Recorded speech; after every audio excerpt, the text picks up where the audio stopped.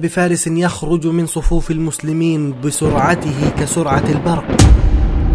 عندما تواجه جيش المسلمين وجيش الفرس في معركة ذات السلاسل، نزل هرمز عن حصانه ودعا خالد بن الوليد بأن يبارزه، وهذه عادة قديمة في الحروب أن يتبارز القائدان وبعد ذلك يبدأ الالتحام في المعركة. فنزل خالد بن الوليد عن حصانه وتقدم إلى هرمز. في اللحظة التي بدأت فيها المبارزة هجم 10 فرسان من جيش العدو على خالد بن الوليد بتخطيط مسبق بينهم وبين قائدهم هرمز، فإذا بفارس يخرج من صفوف المسلمين بسرعته كسرعة البرق، وهو على جواده العربي الأصيل السريع الذي يسبق السهم، فقضى على 5 فرسان بضربات خاطفة سريعة، وفر الباقين هاربين من هول ما رأوا في هذا الفارس. أما خالد فقد سيطر على خصمه هرمز، قال له: إنك لست أهلا أن تموت في ساحة المعركة، فقضى عليه خالد بن الوليد